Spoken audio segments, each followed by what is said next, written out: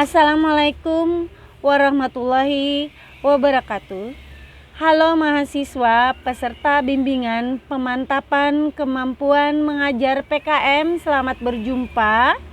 Setelah mengikuti mata kuliah PKM, mahasiswa diharapkan memiliki kemampuan untuk merancang dan melaksanakan pembelajaran bidang studi berdasarkan landasan ilmiah yang dapat dipertanggungjawabkan.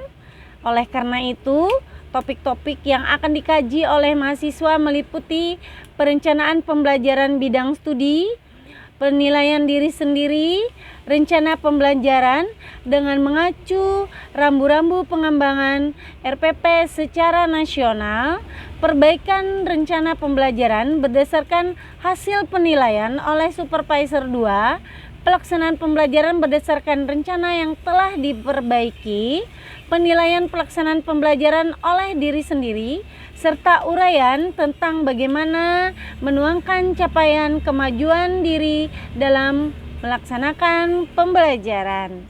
Nah, adapun lebih rinci kemampuan yang diharapkan setelah Anda menempuh mata kuliah PKM ini: 1. Mampu dalam mempersiapkan pembelajaran termasuk mengenai karakteristik dan kebutuhan belajar peserta didik. 2. Mampu menyusun rencana pembelajaran dengan menerapkan prinsip-prinsip pembelajaran dan keilmuan bidang studi yang diampu. Yang ketiga, mampu melaksanakan pembelajaran secara efektif dengan menerapkan keterampilan dasar mengajar dan mengacu pada rencana pembelajaran yang telah dibuat. Yang keempat, mampu mengidentifikasi kelebihan dan kelemahan dalam mengajar melalui refleksi. Yang kelima, mampu memperbaiki tindak penyelenggaraan pembelajaran berikutnya dengan memperhatikan hasil evaluasi pembelajaran yang telah dilakukan sebelumnya. Yang keenam, mampu mempertanggungjawabkan keputusan dan tindak pembelajaran yang dilakukan berdasarkan prinsip-prinsip keilmuan pendidikan di tingkat sekolah menengah. Perlu diketahui bahwa mata kuliah PKM merupakan mata kuliah praktik. Artinya, menilai sepenuhnya diperoleh dari nilai kegiatan praktik, nilai ujian praktik, dan nilai laporan akhir PKM. Untuk mencapai kompetensi di atas, maka pembimbingan PKM dilakukan melalui asinkronus dan sinkronus. Pembimbing asinkronus dilakukan melalui laman e-learning dan pembimbingan sinkronus dilakukan melalui tutorial webinar atau web yang dilakukan dengan mengakses link yang tertera pada setiap sesi.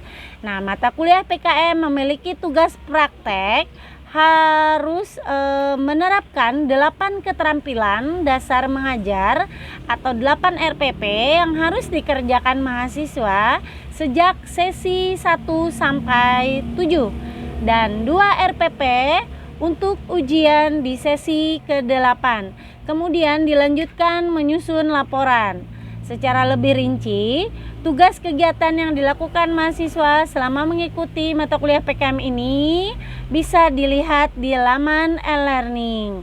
Oleh karena banyaknya tugas yang harus dikerjakan, maka mahasiswa wajib mengikuti bimbingan dari sesi 1 hingga sesi 8 secara penuh. Jika tidak, maka akan tertinggal mengerjakan tugas praktek dan otomatis akan mengurangi nilai mata kuliah PKM. Proposisi penilaian pada mata kuliah PKM ada 30%. Praktik pembelajaran itu diambil dari sesi 1 sampai sesi 7. 40% dari ujian dan 30% dari nilai laporan PKM. Nah, perlu diketahui, mahasiswa dinyatakan lulus mata kuliah PKM jika mahasiswa minimal mendapat nilai B. Sumber belajar utama mata kuliah PKM adalah modul cetak ataupun online IDIK 4304, pemantapan kemampuan mengajar PKM PGSM yang dapat diakses melalui link yang tertera di halaman e-learning. Tugas dan kewajiban pihak terkait yaitu mahasiswa, OPBJJ, teman sejawat, supervisor, dan penguji itu juga dapat dilihat pada RBP, ada linknya di e-learning juga. Bagian 2 terkait penyelenggaraan PKM pada panduan. Nah, untuk penilaian kemampuan guru atau APKG 1 dan APKG 2 itu dapat dipelajari pada bagian 3, alat penilaian PKM PGSM atau tertera pada sesi ke-8. Untuk didesain pembimbingan mata kuliah PKM tersaji dalam gambar yang ada di halaman e-learning. Nah, adapun desain bimbingan PKM itu terlampir pada setiap sesi tersedia. Bimbingan webinar dengan supervisor yang wajib diikuti oleh mahasiswa. Demikian yang dapat saya sampaikan pada sesi pertama ini.